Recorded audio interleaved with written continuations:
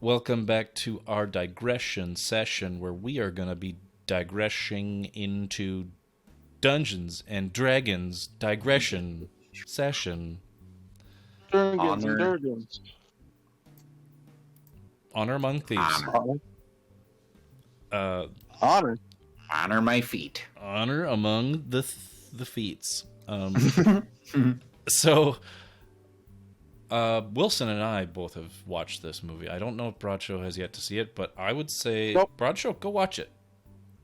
I would say Yeah, I'll be strong back. recommendation, even if you're not necessarily a Dungeons and Dragons fan. If you can tolerate fantasy, then I'd say check it out. It's a lot of fun. Yeah, that's a quick review. I want to get into some of the fun of the film and what I connected with it. Yeah. And the tropes that they use in the movie from the game that kind of play very well. Like I was really like knowing from the movie that came out in 2000 what could go wrong with a movie based around Dungeons and Dragons lore and things like that. It's like, yeah, they were doing some kind of fun, snarky things, but in this, it plays off very well. They did a fantastic job of easily and effectively communicating only what you ever needed to know about the lore of this setting of D&D. It was fantastic. Yeah, they talk about the different locations, like Baldur's Gate was mentioned, Neverwinter was mentioned. Neverwinter. We start in fucking up by Icewind Dale in the far north. We get to see that journey down. Yeah, Or the Underdark. Yeah. Yeah, they talk about all these locations that a lot of people base their campaigns in. Tribord. Like they mention all these towns where I'm like, I've been there. I know about that place. Exactly. Oh, brother. I've actually been there, which is kind of crazy. I've lived there. I've role played. But right off the bat, our main character, Chris Pine, he is a bard class character. Which is very evident and very funnily appropriate very, very early, where it's like, oh, he's a bard because he's just a talker. He's a talker, and and he's a planner, and that's like where things go great and wrong, and in most campaigns. But at the beginning of the film, he's talking about his backstory, right? And you're getting in every campaign, your character should have some kind of backstory that the DM can play upon, right? Yeah, and it's so it is a lot like when people do it in their campaigns, because it's basically like, here's everything that happened to me that's pertinent that brought me to right here. Exactly. It's not a full these were my parents and this is where I lived. It's just like, hey, quick rundown of the major events that got me to here to be adventuring. Yeah, and he said it as if it was something that he's rehearsed a million times, and you can tell that it's a sad story, but he's saying it as if it's like, I'm role playing this. And he's telling this to a group that are basically doing the Red from Shawshank, all right, you've served a certain amount of time during your sentence, and we're gonna either release you or keep you here. And he's trying to vie for time to get this character named Jornathan, and he's stalling so much, and they're noticing this, and I can tell then that he's making some kind of deception check, or a something where to prolong the events of what's going on. You can tell that they thought about oh, this is him doing a deception, or this is him doing a charm spell, or in that vein. When you're looking at it kind of deep, you can tell when these things are happening. Yeah, there's a moment at very near the end where I was like, oh, that's their critical hit right there. Yeah, exactly. There's really interesting parts, the skirmishes that happened. They happen, each person gets a 6-second thing or window, and you get to see those things play off. All right, this person grabs that person, but then the enemy pulls away, so it's that was a failed check, or that was a failed attack, and then some attacks hit, some are counterspelled. All those things happen within the span of how you would see it in real time. I could recognize certain attacks and spells that are like, that's what that is. That's so cool. Right. And to get back on track with the story, and where it gets interesting for me is then the dynamics and then the subtle nods to the game. So, you always have an adventuring party. And when he's talking through his backstory, you find another character that comes along in his backstory, which was Holga, the female lead of this movie, which is Michelle Rodriguez. And she's a barbarian class, right? Oh, or a fighter? Was she a fighter or barbarian? No, barbarian. Barbarian.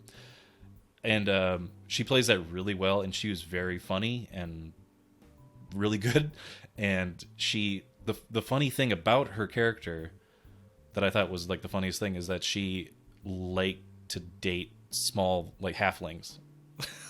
That was like her quirk as her character. She dated a halfling played by Bradley Cooper.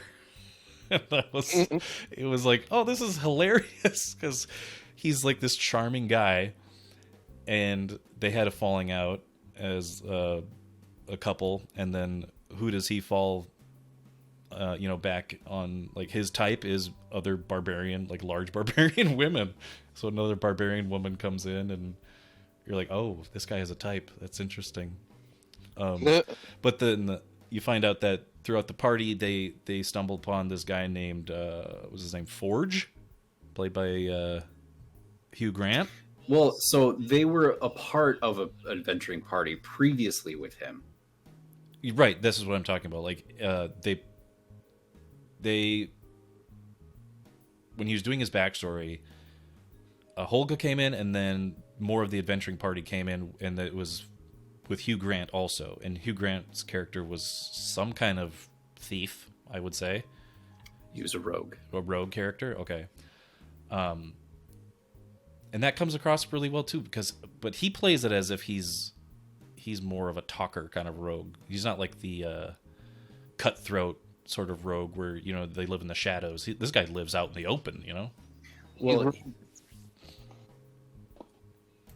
yeah, I mean that there are specific kinds of rogue that are they're definitely still about, like, I just want to make as much money as I possibly can, but I'm going to do it a little bit more politically in the shadows. Right. Yeah, maybe he's a trickster variant. It's not even about like what variant. It's just that he is the rogue, where his whole goal is just to rip everybody off and get all the treasure. That's it, and that's perfect for a rogue. But I could see the meta him being a trickster kind of, because he plays tricks on everybody. He plays people for doing something. They did like release official stat blocks for these characters. Oh, interesting. So that not only can you like have them in your game, but you can play as these characters using their stats. Mm-hmm. That's cool. So like Forge's character has an ability that isn't like usually in the game, but his character has it because they can just do that, where it's a certain kind of critical strike where if he attacks anybody that's friendly to him, it's automatically a crit, and that like plays perfectly near the end of the movie. Yeah, that's true. And they all have like, they're not even specifically built to be like, oh, this is exactly out of the book. It's just like, here's their class, here's what that class typically gets that everybody knows, and then we added a couple extra things that make this character in this movie unique, Exactly. Which was also very interesting. I'm going to kind of jump ahead to sort of the penultimate scene where our band of heroes, our adventuring party, they're doing really clever things with magic and the items in the world, like using a staff of hither and thither, or whatever it was called. It was basically like a teleporter. It's just a portal gun. Yeah, it's a portal gun, and they use it to basically rip off a carriage, or like to get infiltrated into the vault where they think this artifact is. Yeah, which was a really cool mechanic, and I was like, oh, that's interesting. The things that go wrong are the kinds of things that you have to adapt to on the fly, like and the entirety of the planet itself is very much like, so Broadshow, they get this staff that's basically like a portal gun, and that creates those like oval kind of shaped portals. Mm-hmm.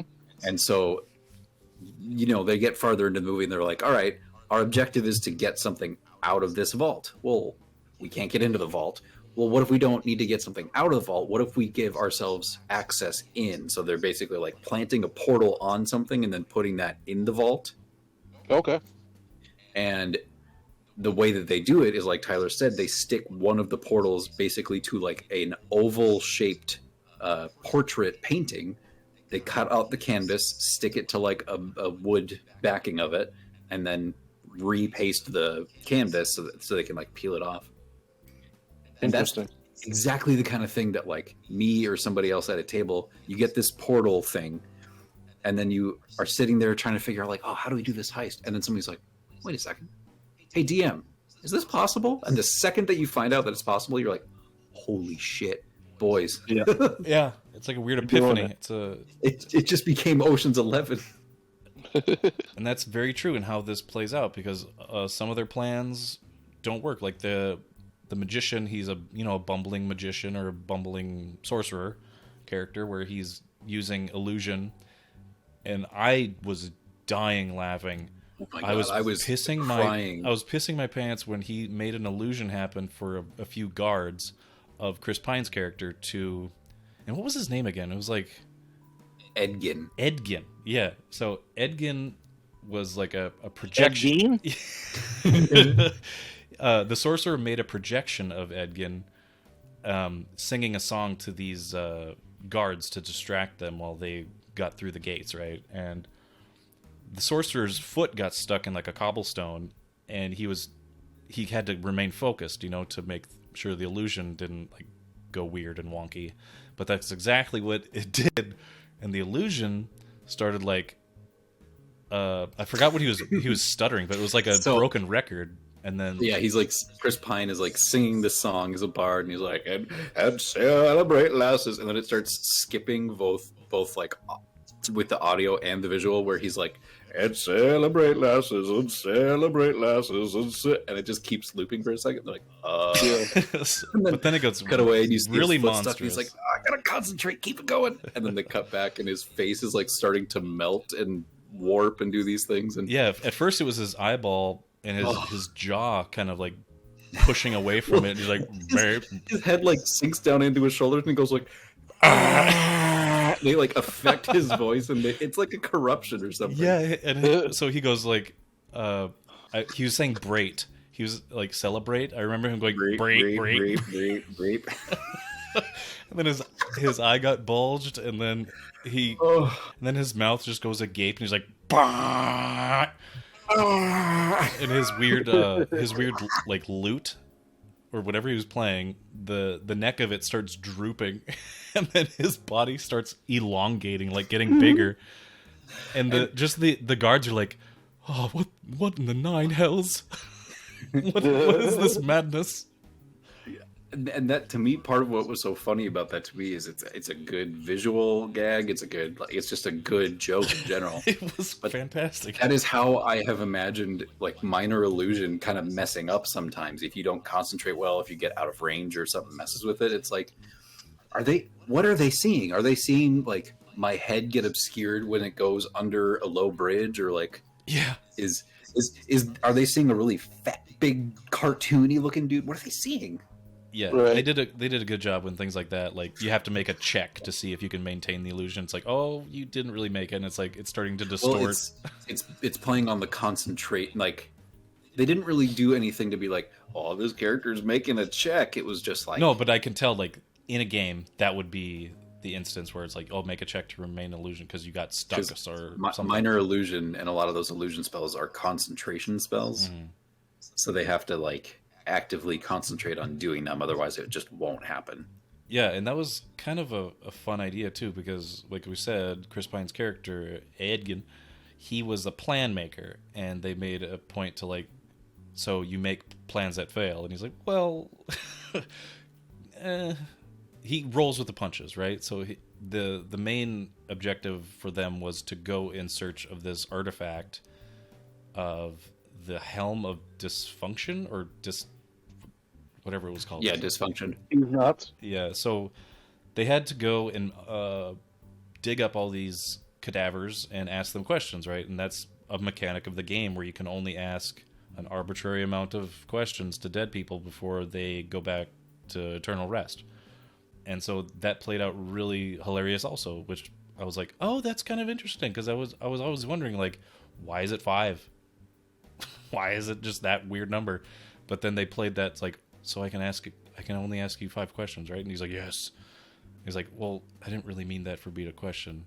And then they ask him basically like 5 questions in the span of like 2 seconds, and then it's like then he goes back to sleep, and then I have to keep digging more people up to get the next. Yeah. And then seeing how they died, the moments of them, like the leading up to them dying, I thought that was really well done too, because you got a sense of like, all right, this was, these were people, they were, living a life. And you don't just see like a desiccated corpse. You get a good flashback of like, oh, this person was like a warrior, and he was wearing this cool helm with horns on it, and he was like running with his axe, and he was doing this and that, and then it just cuts because that's when he died, so he can't remember anymore. Yeah, they did that pretty well. And then so that was that artifact that they needed to find. The sorcerer guy also needed to attune to it, and that's a big mechanic in the game too. Like, you need to spend time with something and to attune to it, and you can make that however you want. Like, by the DM's rulings, the DM can say, like, you need to attune to it for this amount of time, or you need to solve a puzzle, or you need to solve a riddle, and then you can add whatever flavor you want on it. And then that's kind of what they did in this movie. It's like he needed to discuss how to become a man, essentially, to like an ancestor of his. He was, the message was that he was holding himself back because he was trying to live up to the standards of like his family name, and being embarrassed that he wasn't just naturally as gifted. But he was like, no, I am just naturally gifted. I'm just trying to set standards on myself that are too, Yeah. So that was a really clever way of fleshing out a character, and then solving a problem of not being able to get this artifact that they needed to get into this vault. So like everything had a place in the story that made sense, and that it fleshed out the world and the characters, and it did well. It was very jokey, but it felt natural, because that's kind of how it is in a D&D game. People, like, no matter what's happening, there's somebody that will like point out like, wait, this dude's name is like Dungan? Why'd you name somebody Dungan? That's hilarious. Or people just get caught up in these little moments that I was thinking, like, before this was even announced, I was like, if they ever make a D&D game or a D&D movie, would it be smart for them to do it where it's like you have a separate group of actors playing the people sitting down playing the game, and then you use those same actors to have them play their, like, fantasy characters? Oh, yeah. So you have time in the movie where it's these normal people living their lives, and they get together and play a D&D game, and then when they're playing the game, we transfer to the fantasy realm. But they translated things that happen at the table that aren't anything to do with the mechanics of the game into the characters. So like, a druid is a character that can turn into animals, and they're talking out a plan, and they're like, okay, the druid's going to turn into an animal and go in there and spy on them. And the barbarian's like, yeah, she's going to turn into a deer. And they're like, nope, nobody said deer. Moving on from that. And then, like, later on, she does incidentally have to turn into a deer at some point. And when they find out about that, she's like, I told you, a deer. And that is exactly like, somebody just picks up on a tiny little detail, like, wait, how many nails in that door? And then, like, if that in any way pays off, they're like, I fucking knew it. Yeah, exactly. Right? Exactly. And that was a good scene too. Also, I'll just add, is the druid doing wild shape throughout the town to escape. The fight scenes, like when Holga the barbarian has that unarmed brawl at the beginning, that was really well done. Like slam and wrestling moves. I was like, damn, this is cool. And then all the big set piece moments are fun. They're well executed. They're gripping. They're entertaining. Yeah, and maybe again, I just like getting into the meta of like how the game is involved with the storyline. Maybe Chris Pine's character was giving her inspiration. Was like, all right, you're doing so well, and he's like not doing anything, but he's like trying to cut his binds free, and he's. Yeah, I definitely. Yeah, like yeah, I was getting the feeling like, okay, they're kind of like peppering in some aspects here and there, but they're not specifically calling out like. No, exactly. Those who know, they don't have know. Chris Pine on the ground talking to Holga while she's fighting, and then they don't have a third character over on the side being like, oh, he's giving inspiration. Exactly. Right, that would be for like the commentary and like the DM nerds being like, all right, this is the scene where he actually calls for inspiration, or you know. But yeah, I would say another really fun part was the games part where you got to see the you got to see, what were those, the Night Stalker or the weird Displacer Beast, the gelatinous cube, the mimic. You got to see the mimic. Yep. And Wilson, the dwarf they had in there looked so good. And did you also catch the cartoon variants? Of course. I was gonna say that I heard the animated series group is in there. Yep, all Eric and the hunter, and you see him a couple times. Yeah, you see him at the beginning, and you're like, "Oh wait, is that?" And then they're actually locked in a cage when they like find the center of the maze. And yeah, it was cool to see them showing up. This is getting good reviews. It seems like it's doing well. It's certainly not like, you know, the latest and greatest. I'm not gonna. Pardon me. I am absolutely the target audience for this, so it's not any surprise that I enjoyed it. Yeah, same here. But Like I just love a good story, and I like the fantasy stuff. I mean, me and Wilson, we do talk about, you know, the Stormlight Saga and things like that, and I've been listening to The Way of Kings on audiobook, and just listening to that stuff gets me more like into the world of fantasy and thinking about Dungeons and Dragons. And then the what else Dungeons and Dragons that came out? Oh, like Diablo came out recently, the fourth game, or the beta came out, and I was like, man, this is just like bringing back so much like awesome memories of playing that D&D game that you hosted when Sean and Eric and I played with TK. It was bringing back all that, and it brought me back to those nights when we would do that, and we would figure things out and talk to dead people and fight off skeletons, you know, and problem solve and things like that. And Broadshow got attached to this random raccoon that showed up, and but those are I do think that this could be a really good vehicle for further Dungeons and Dragons movies, but like, you know, they've proved that it works, right? They needed Chris Pine is a very good leading man, and he definitely carried this movie like very well. And like it's interesting too, like Hugh Grant played an interesting villain too, like he was very dynamic. And I thought he was Red Witches were kind of a cool little dude. And that's one of the things too, is like there are some things in this, like Neverwinter, Waterdeep. There are certain things that are like really, really big names. The Red Wizards of Fae, I didn't know that implicitly going into this movie. I had seen in the trailer, I was like, that wizard's wearing a lot of red. That is like a big name from the lore. So if anybody is going into this who is familiar with reading some of the books or a lot of the lore of this setting of D&D, like, oh shit, Red Wizards of Fae. Oh my, that's evil Dookie. That's evil Dookie. BT Dubs, if we do have, I know we kind of talked about it there. We do have D&D content on here. Yeah, we do. If you guys want to go back, we have a 3D. Listeners want to go back and listen to some Dindis. We've done some. If they want to make further D&D movies, the next one they should step away from like a grand heist, like kind of like swashbuckling comedy action adventure. They should steer into like, all right, now we're doing like a slightly different, you know, tonal or genre shift, and this one's going to be all about dwarves. Or during the Magic 50 announcements, Joe Manganiello said he is heading up a Dragonlance TV show.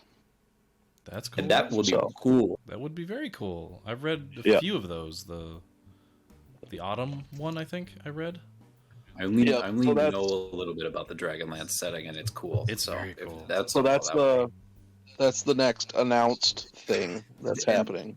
like one of the more popular stories written in the D&D lore at this point is like, you know, the Legend of Drizzt. And if they the first 3 books in that trilogy, or not even trilogy, the first 3 books in that story would form a perfect trilogy if they ever wanted to go that route. You've got a whole span of characters. You've got tons of good dramatic content to pull from.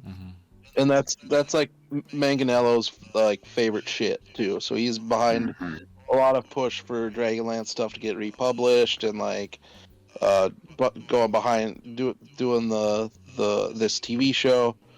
He's also working on like a documentary for D&D's. Like he's actually like an employee of Wizards now, or like Dungeons and Dragons. Not surprised. Yeah, he's got like a lot of memorabilia and like, you know, the OG books and things like that.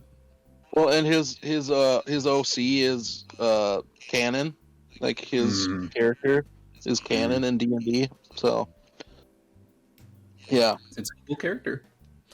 Yeah, very min-max character, but you know, whatever floats your boat. I mean, that's part of the fun. It's a power fantasy. He's there to definitely a power fantasy guy. Shit. Yeah, he's definitely cool. I'll say that. But you know, everybody has their type of character they like to play. I would not play that. Sort of makes the Critical Role stuff a little bit canon too, because of the Hand of Vecna stuff. I think they might be like pretty softly confirmed as canon because it is like maybe multiversal or I don't know. Yeah, because I mean, I'm sure they want to keep it as their own. Yeah, it's their IP. Personal IP, but you have to be within that like realm somewhat. You have to be within their workspace to be able to use their like gods and spells. And he does dance around that though. I would say Mercer. They're a murky gray area of continuity. He calls it the Everlight instead of like Saren Ray and things like that. Mm-hmm. Just to keep it safe in case they ever have to. I'm sure like distance themselves from D&D or anything. But then you do have like it's like Beholder. I think is a licensed Wizards of the Coast, trademarked thing. Oh, so yep. They're using those and because they're using D&D as their base of their campaign. But I think that it will be curious to see if like Dungeons and Dragons, the tabletop game, it's been getting more and more popular in the past like 10 years, and this will be interesting to see if that kicks that up any. And that's what I want. I work at a game shop, comics and game shop, and D&D has really blown up over the last 5-10 years. I mean, definitely Stranger Things had a role in that. Critical Role had a role in that. But it's become real popular. A lot of younger kids, a lot of teenagers, a lot of college kids that are getting really into it now in these last half decade or so. That makes me feel good, but also feel kind of like bad. Old? Well, not just that, because when I started playing, it was 5th edition, or no, it was 3.5. Sorry, 3.5. It was 3.5. It was 3.5 when I started playing, and it was very hard to find a party. It was very hard to find like a girl to want to play that game or like tell them about it. But now it's like they're huge into it too. Like girls are huge into this game. They have their own like streams and everything. We have D&D nights on Wednesdays, and there's all sorts of different types of people from all sorts of different walks of life that come in and play together. It's good. Yeah, it's great now, but like it just brings me back to when I was growing up playing 3.5. I was like, man, I've only played like maybe 3 sessions in a year because nobody played. Yeah, you just needed the media to turn an eye on it. You know what I mean? And and you need better mechanics. And 3.5 was better, not a good starting base. 3.5 was cool. It was very cool. 3.5 was awesome. 3.5 was cool, but I would say they've perfected the controversial one.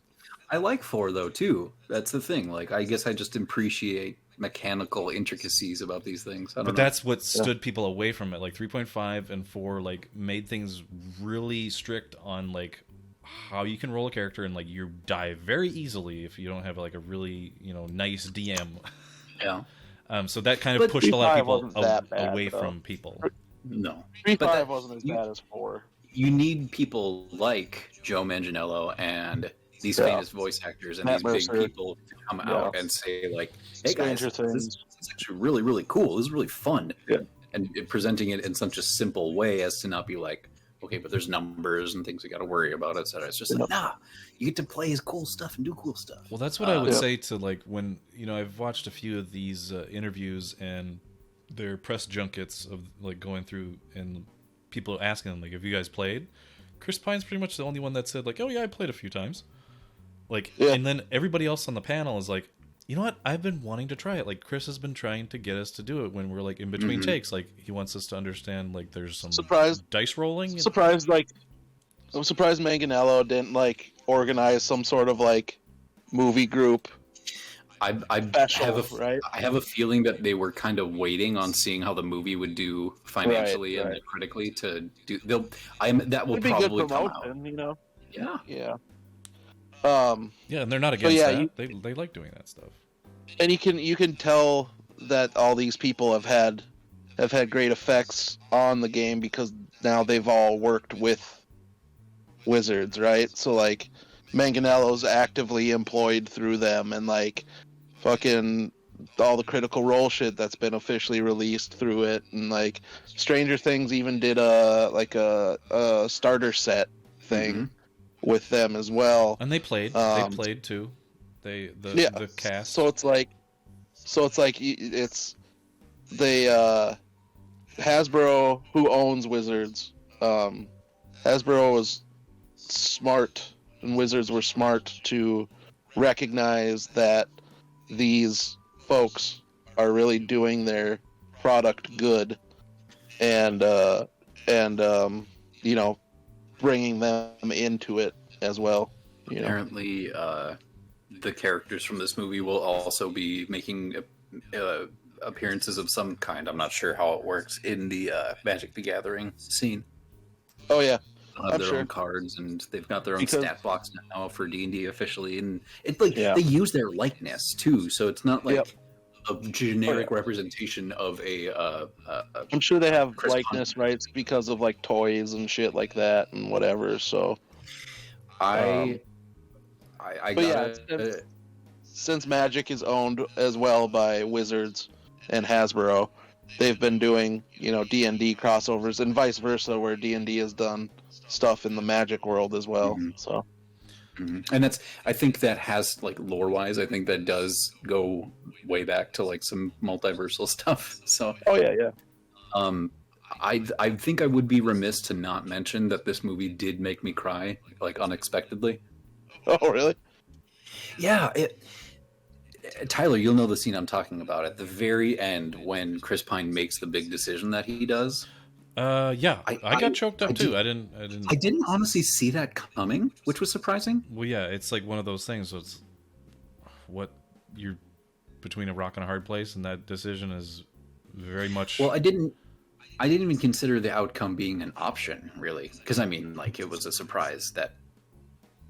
So spoilers, whatever. One of the big MacGuffins of the movie is this like token of resurrection. Basically, it can just. No matter how somebody died, it can bring them back. Well, that's the thing. Like the main inciting incident is knowing that he can't bring back his wife, Chris Pine's wife, because she died by the hands of a red witch, and the blade of a red witch nullifies any kind of resurrection spell.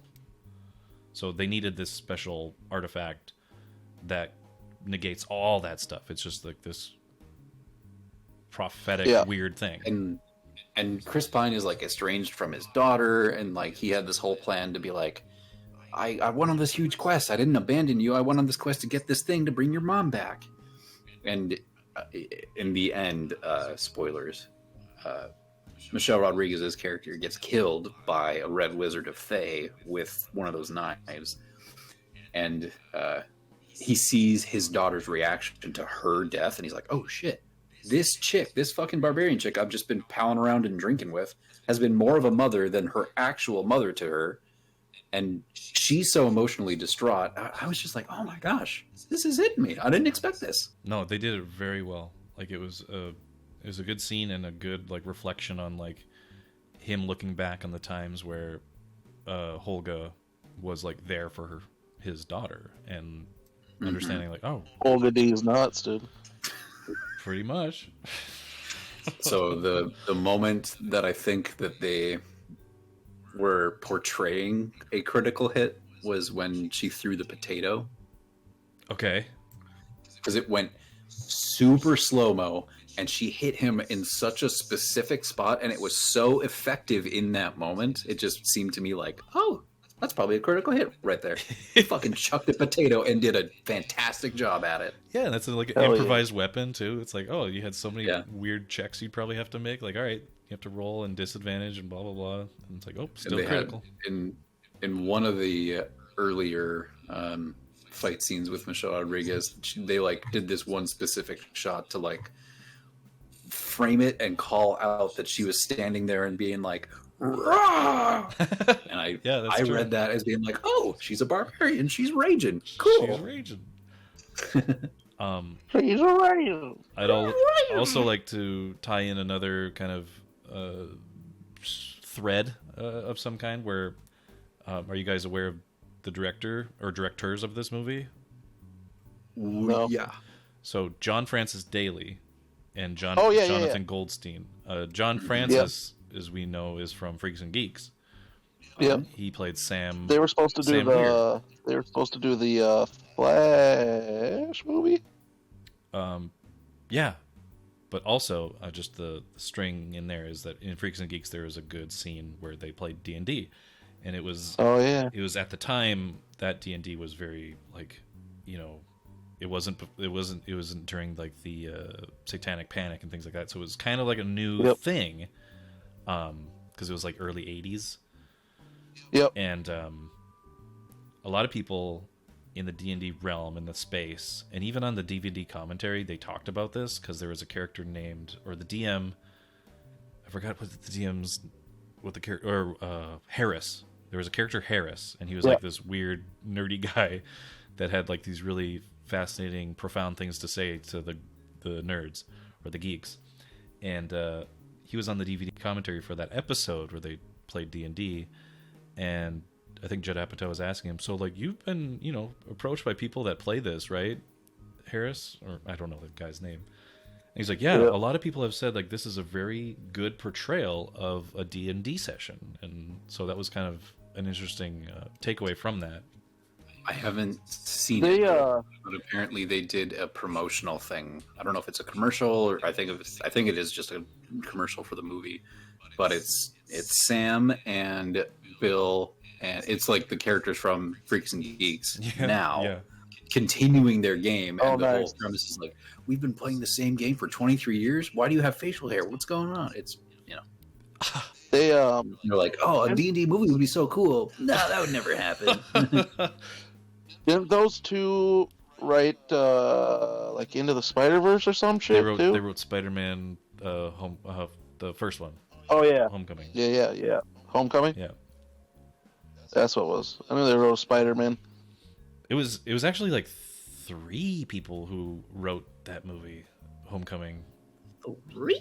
It was a lot of different people. I think a lot of people picked that movie up. Here's a lot of different people, kid. I feel like I really enjoyed the Paladin character in this movie. Yeah, Zan, because he was so.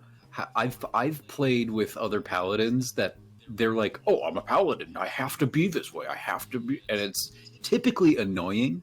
But they did it. They made his character. You talking about Sean? You talking about Sean? No, not at all. You talking about Sean, aren't you?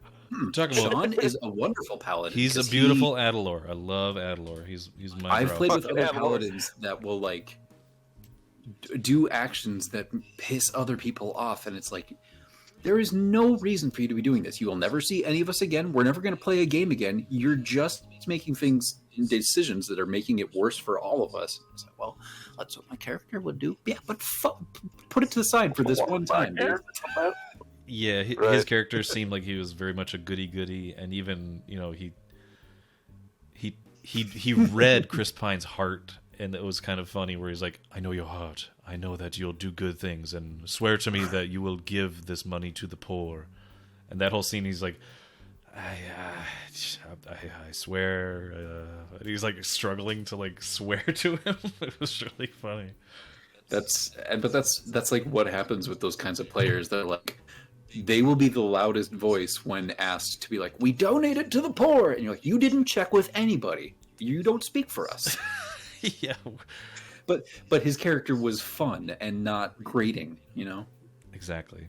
And a great paladin, an awesome looking paladin. A great fight scene when he was using like divine smite or whatever that thing is with his sword where it was glowing. I was like, hell yeah, Yep. bro. And then it was like he had a trick weapon too. Like his sword like turned into a dagger also. Like he threw his sword blade, and then out of the hilt is like a little daggy. It's called a dagger sword. Well, yeah, I'm just explaining it. I know, but it's the item in his stat block. In that character's stat block, he has a specific item called the dagger sword, and it like it's a capital D dagger sword. Yeah, that's pretty much all I have to say about the movie. I would say definitely check it out. I hope they make more of this stuff because I just love the world, and I just, from knowing the mechanics, you kind of know somewhat what you're getting to, but also from somebody that has no idea or has never played, it's just a fun romp of this team, this ragtag team, figuring out how to accomplish a goal, and it's fun to watch. Me as the viewer that I am, I want more fucking dwarves, because that one dwarf in the labyrinth scene in the games was like, oh, give me kingdoms, give me all of these guys doing their stuff, and he was there for like 5 seconds. Yeah, Displacer Beast got him, poor dude. Oh man, the second those tentacles, I think I'd seen it in a trailer. I'd already seen the Displacer Beast. When those tentacles came up, I was like, oh, there's that big cat that I love and hate. Exactly. Was there owlbear? Yeah, and it was awesome. Good. The owlbear had the best kill in the movie. The owlbear fucked shit up. Oh god, yeah. Oh man, holy, I forgot about that. Yeah. The owlbear fucking did a Hulk smash like Loki, Yes. like where he's like, "Shut up," or Keep smashing. just smashing that fucker into the ground. They didn't pull any punches. They weren't like, oh, the villain of our movie is not going to be killed or defeated in a physical way. They will be defeated by mind and then arrested. No. Smash them into the ground and turn them into pulp. Pretty much, Hell yeah. just destroy that evil.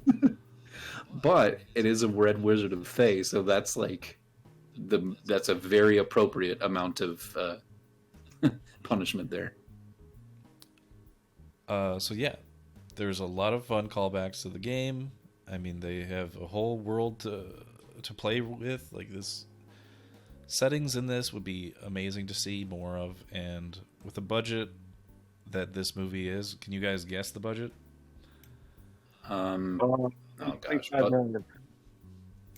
what'd you say, Bradshaw? 125 million. That was literally what I was thinking. Like 125. Very close, guys. It's you're not too far off. It's 151 million. Oh, that seems kind of It seems low pretty, to middle. Yeah, it seems mid, doesn't it? But I would say it's going to make good for them for what they pulled off. Exactly. With what you can do nowadays with your CGI budget is kind of crazy. Well, and it was not, from what I saw, it was not ever like, ooh, this is like the most obvious, glaring, bad, or even bad looking, or just standout CGI. It worked well, and it looked, for being magic and having these creatures and doing these like wondrous things, it seemed well done for the budget, I guess. Yeah, I'm hoping to actually rewatch the film, or even if it comes to streaming, even just getting it physically, that would be kind of fun to just see if they have like a companion like guide to be like, when a spell happens, they have like a little pop up, like this is the spell's being used or something. Somebody on like Reddit or on YouTube is gonna make a full breakdown of like every single mechanical reference in the movie. Oh yeah, I mean, here's this spell. They're able to cast this because in the book they get this. well, I'm just thinking for my own like amusement, I'd like to just see that one scene at the end when they were all like bombarding the red wizard, and they're using a bunch of different spells, and then there's like lightning being thrown, there's like smoke, there's the bubble that Edgin and whatever Holga are put into. Bigby's hand. Exactly, yeah. The arm wrestling match, that was really great. And then the weird tentacles that came out and they took them. Hagar's, no. Some weird names. Black Tentacles is the name of the spell. Yeah, and then they even talk about like Mordenkainen and like that. Yeah, that was like, that was cool to have a Mordenkainen, nice. Name drop like Mordenkainen. I want to rewatch this movie just for that scene with Chris Pine's illusion fucking spurging out, because that oh my god, I watched that like that. I could not stop laughing. I just was. My eyes were going exactly like Chris Pine's was, and my mouth was like, "What am I watching?" And I was just like those guards, like, "What a the nine timing hells. On the cuts and how it develops is so good." Break.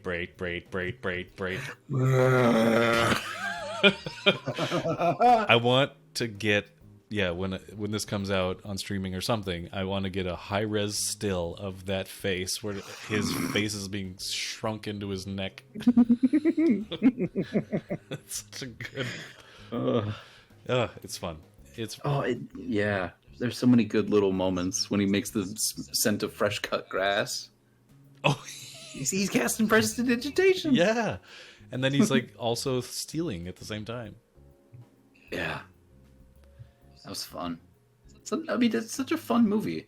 Yeah, we all have to sit down and watch it together. So, if Bracho doesn't go to it in theaters, or I mean, I'll go with you again, Bracho, if you want to go. I will go with you. Maybe. I kind of like going to movies by myself though too. No, I'm going with you. I'll sit behind you. we will go to the movie separately, but at the same time. Yeah. I'll just sit behind you and poke. Both have super seat. Yeah, that's really what it's about. Is I'm there for super seat. Gotcha. You know what I mean? I may not be able to carry these tickets, Mr. Bradshaw, but I can carry you. All right. Well, that's our discussion on Dungeons and Dragons: Honor Among Thieves. Thanks for joining us. Thanks for digressing with us. And we'll be back talking about more stuff coming up. Maybe Star Wars, maybe something. I mean, possibilities are endless. Thanks for having a chat. And good night, everybody. You having a chat? Good morning.